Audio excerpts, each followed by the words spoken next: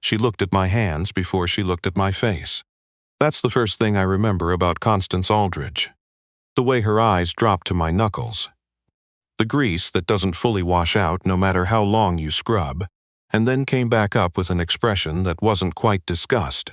It was something quieter than that. A kind of polite dismissal, the way you'd look at a chair before deciding not to sit in it. I'd driven 40 minutes out to the Aldridge property on a Thursday morning, because her property manager, a nervous guy named Phil, had called my shop twice before 8 a.m., something about a clock. An antique grandfather clock in the main hallway that had stopped running 6 weeks ago, and 3 other repair people had already looked at it and walked away shaking their heads. Phil said someone in town had mentioned my name. I don't advertise much. Most of my work comes that way. Somebody's brother-in-law, somebody's old neighbor. Word of mouth is slow, but it's honest. I told my son Joel I'd be back before he got home from school. He was 11 then and already used to letting himself in, making his own snack, starting his homework at the kitchen table without being asked. That still gets me when I think about it. A kid that age shouldn't have to be that self-sufficient. But we made it work, the 2 of us, after his mother left. We made it work because we didn't have much of a choice. The Aldridge estate was the kind of place you don't expect to exist, 40 minutes outside a mid-sized city in Ohio. Long gravel driveway, oak trees lining both sides, so thick that the house doesn't come into view until you're almost on top of it. And then it does. A colonial revival, white columns, black shutters, the kind of house that shows up in architecture magazines as a restored landmark. I pulled up in my truck, the one with the dent in the passenger door that I keep meaning to fix, and I sat there for a second before getting out. Phil met me at the side entrance. He was apologetic before he'd even shaken my hand, which told me something about the woman I was about to meet. The clock was in the main hallway, tall, maybe 8 feet, dark walnut case, brass pendulum, a painted face with Roman numerals. The kind of piece that takes up space like a person does. I could see right away why the others had walked away. The mechanism was a platform escapement, French-made, which is unusual in an American floor clock. Most repair people around here are used to American movements, German at most. A French escapement is finicky in a particular way that takes time to understand. I was crouched down with the case panel open when I heard heels on the marble floor. Not hurried, deliberate. "You're the one Phil called," she said. Not a question. I stood up and turned around. Constance Aldridge was somewhere in her late 60s, silver-haired, wearing a cream blazer at 10 in the morning in her own house. She had the posture of a woman who had been told her whole life that posture was important. She looked at my hands again. "Yes, ma'am, I'm Everett Doyle." She said nothing for a moment then. "The others said it couldn't be fixed. I haven't said that." "No," she agreed, "you haven't." She tilted her head slightly. "Can it?" "I don't know yet. I'd like another hour with it if that's all right." She made a small sound. Not quite agreement, not quite skepticism, and walked away. I went back to the clock. Here's the thing about an old mechanism. It doesn't hide what happened to it. Every repair attempt, every workaround, every mistake. It's all there in the metal if you know how to read it. Someone had tried to force the escapement wheel at some point, probably decades ago. There was a hairline crack in one of the pallets that had been crudely filled with a substance I didn't recognize at first. When I got my loop on it, I realized it was candle wax. Someone had pressed candle wax into a cracked pallet to try to keep the mechanism running. It had worked for a while, probably. Then it hadn't. I spent the next hour taking photographs, making notes, measuring the wear patterns on the wheel teeth. When I stood up, my knees reminded me I was 43 years old. I found Phil in the kitchen and told him what I'd found and what I thought I could do about it. He looked relieved, then nervous, then relieved again. "I'll need to take the movement to my shop," I said. "I can have it back in about 2 weeks." Phil nodded and then looked over his shoulder as if checking whether someone was behind him. Nobody was. "I'll have to clear it with Miss Aldridge." "Of course." She made us wait. Phil brought me coffee without asking if I wanted it, and I sat at the kitchen table and drank it, and watched the light change on the back lawn through the window. The property went back farther than I could see. There was a greenhouse at the edge of the yard, glass panels, and inside I could make out the shapes of plants, but not what kind. Constance came into the kitchen 20 minutes later. She sat down across from me without preamble. "Phil says you want to take it." The movement, yes. I can't do the work here. I need my bench, my tools. That clock has been in this hallway for 60 years, she said. It came with the house when my husband bought it. I understand. He bought this house for me. She said it in a flat, informational way, like she was reciting a fact from a document. 3 weeks before our wedding, he wanted it to be a surprise. She looked past me toward the window. The clock was already here. He thought it was hideous. I loved it. I waited. He's been gone 11 years, she said. If you damage that clock, there isn't a number you could write on a check that would fix it. I know. She looked at me then. Really looked, the way she hadn't done when she'd first walked in. Something shifted in her expression. Not warmth exactly, more like the decision to extend a provisional trust. 2 weeks, she said. 2 weeks. The movement came with me in a padded case I built myself out of an old toolbox and closed cell foam. I drove back with it sitting on the passenger seat, and I thought, as I sometimes do when I'm carrying something old and irreplaceable, about the weight of other people's histories. How you can hold 40, 50, 60 years of someone's life in your hands and not feel it as anything other than brass and steel. How that's both a mercy and a kind of blindness. Joel was at the kitchen table when I got home. Homework spread out, a glass of chocolate milk, his sneakers still on, which was a battle I had given up fighting. He looked up. "What's in the box? A clock, is it broken?" "Yeah, can you fix it?" "I think so." He went back to his homework. That was Joel. He asked the question he needed to ask, and when he had his answer, he moved on. I wished I was more like that. I worked on the movement every evening for the next 10 days. After Joel was in bed, at the bench I'd built in the back half of the garage, under the fluorescent light that buzzes slightly, and that I've been meaning to replace for 2 years. The pallet repair was delicate. I had to fabricate a replacement from stock, which meant sourcing the right material, a specific grade of steel that would match the original wear characteristics, and then fitting it by hand. Clockwork at that scale is not forgiving. You're working with tolerances measured in hundredths of a millimeter. You don't rush it. On the 4th night, I found something I hadn't expected. The clock had a small compartment built into the base of the case. Not unusual in certain French-influenced pieces, sometimes used to store the winding key, sometimes decorative. I'd noticed it when I disassembled the movement but hadn't opened it, assuming it was empty or decorative. On the 4th night, I caught a corner of it with my thumb, and the small door swung open, and inside there was a photograph. Black and white, wallet-sized. A young woman, maybe 19 or 20, standing in front of a car I couldn't identify. She was laughing at something off-camera. On the back, in handwriting that had faded to the color of dried grass, "For keeps. R." I set it on the corner of my bench and looked at it for a while. Then I put it back where I'd found it and closed the door. I don't know why I didn't mention it when I returned the clock. I've thought about that a lot since. I think part of me felt that it wasn't mine to bring up. That whatever the photograph meant, it had been placed there by someone, hidden or kept or simply forgotten. And the decision about what to do with it belonged to whoever it belonged to. I brought the clock back on a Saturday morning, 10 days after I'd taken it. The movement was running. I'd tested it for 72 continuous hours before taking it apart for transport.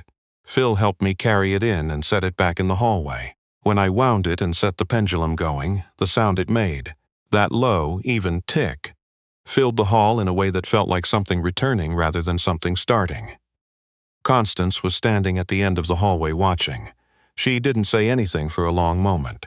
Then, "You actually fixed it." "Yes, ma'am." She walked toward it slowly, put one hand against the walnut case, just resting there, not quite an embrace but something like one. "I haven't heard that sound in 6 weeks," she said. "I didn't realize how much I'd been listening for it." She paid me. Fair price, which I hadn't been sure about. And then, as I was packing my tools, she said something I wasn't expecting. "Phil tells me you have a son." I looked up. "I do. Joel. He's 11. You raise him alone?" "His mother moved to Portland about 4 years ago." I kept my voice neutral. "It's just us." She considered this. "My daughter is the same. Raises her boy alone. His father wasn't." She paused. "Wasn't someone who stayed." I didn't know what to say to that, so I didn't say anything. "Come back Thursday," Constance said. "I have a bracket clock in the study that's been losing time. I'd rather have someone who knows what they're doing." I came back Thursday, and then the Thursday after that. The bracket clock took 2 visits and a minor adjustment to the strike train. There was a Vienna regulator in the upstairs sitting room that needed a full service. A carriage clock in a guest bedroom, French, probably 1880s, with a cracked mainspring. I started keeping a running list on a yellow legal pad that I left on the corner of my bench. The Aldridge list. It got longer every week. I met Constance's daughter on the 5th visit. Her name was Piper. Piper Aldridge, though she used her mother's name, not her father's, which I understood without needing to ask.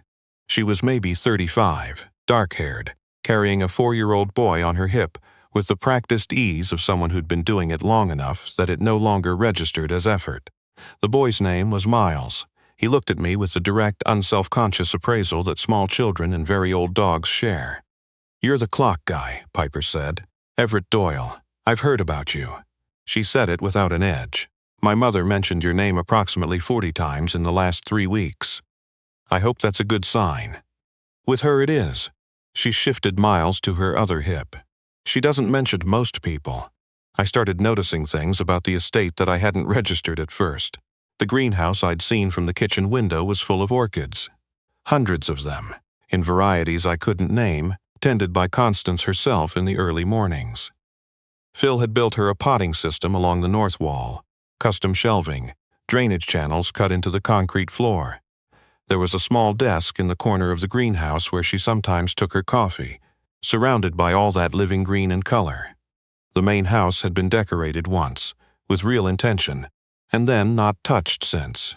You could feel it. The good furniture, the art on the walls, all of it placed with care, then preserved in amber. The kind of house where someone had stopped, where the decoration said, "This is where we were happy, and this is where we stopped moving." She told me about her husband on the 7th visit. Not directly, not as a story with a beginning and end, but in the sidelong way that people talk about losses they haven't finished having. His name had been Robert.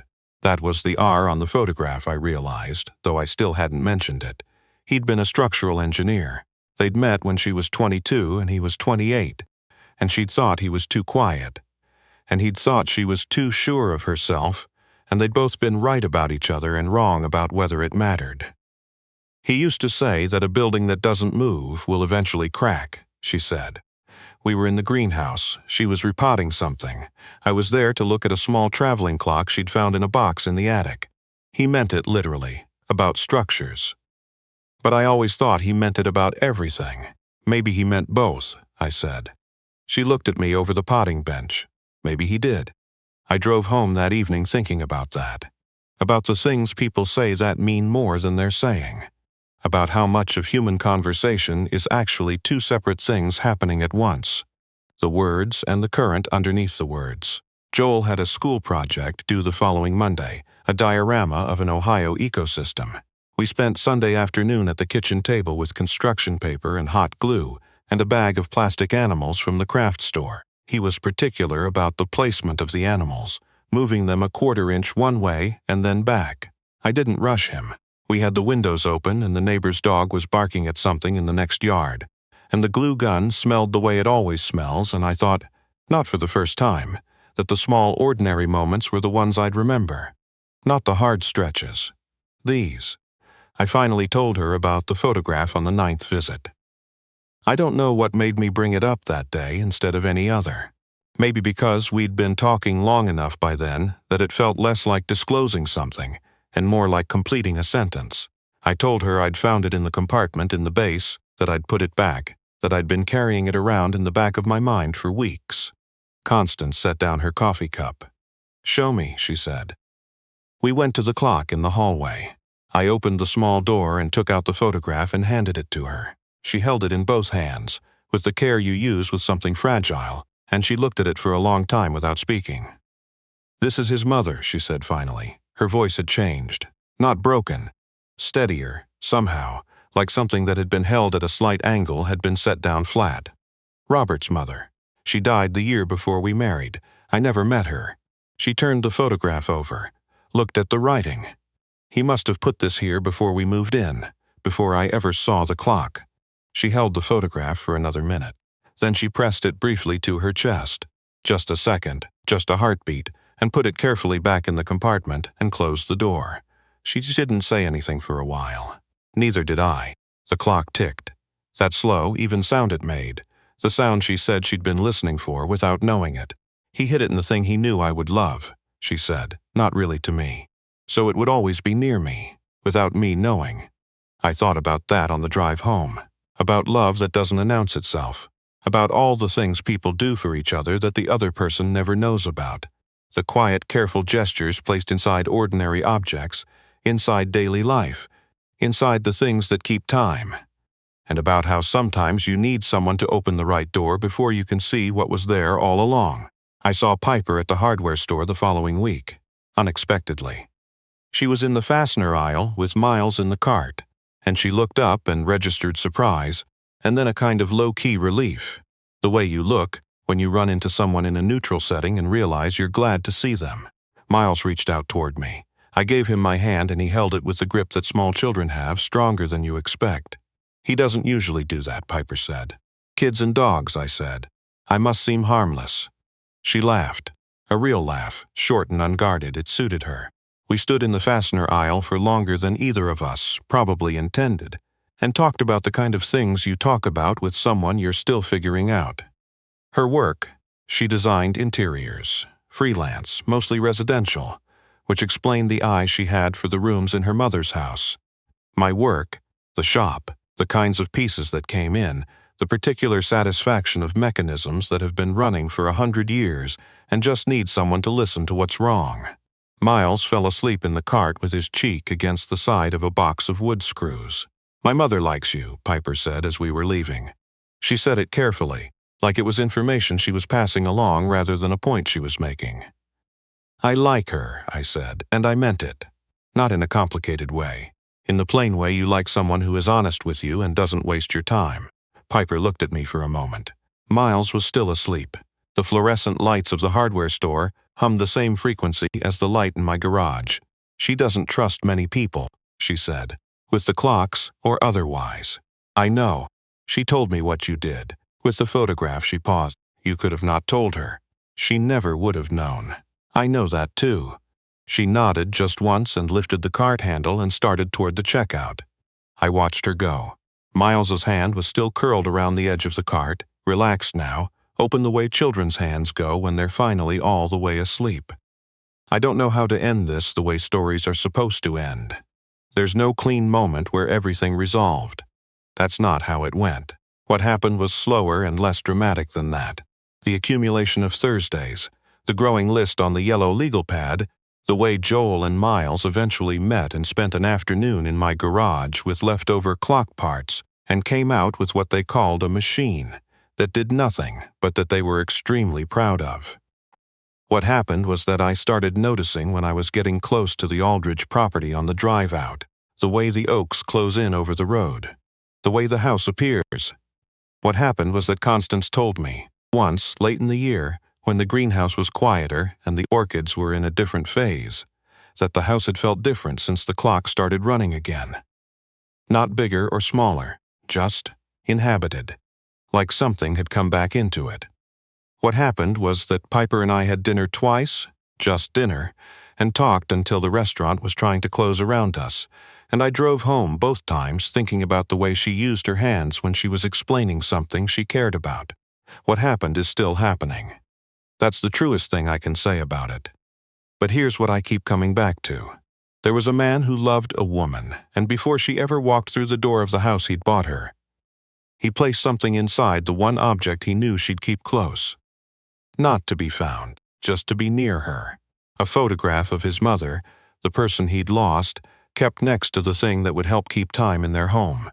He carried his grief into her future and tucked it somewhere safe and never said a word about it. And it sat there for 60 years, through his life and his death and 11 years of the clock, standing silent in the hallway. It sat there until a man with grease on his knuckles opened a door he almost didn't open and brought it back into the light. I think about all the things that have to go right, or maybe just not wrong, for a moment like that to happen. I think about the 3 other repair people who walked away. I think about Phil calling my number instead of someone else's. I think about Joel and the way he looked at me when I carried the padded case through the door and asked the only questions that mattered. Is it broken? And can you fix it? I think about the things we carry for each other without knowing it. The way love sometimes doesn't announce itself, but just stays. Quiet, patient, ticking along inside the walls of ordinary life, waiting for someone to stop and listen. If there's someone in your life you've been quiet with for too long, not because there's nothing to say, but because you kept thinking there'd be a better time, a cleaner moment, a day when it would be easier, I want you to hear this. The clock doesn't wait for a good time. It just keeps moving, or it stops. And the people we want to reach are still there, or one day they won't be. And that's the whole of it, really. That's the whole of it.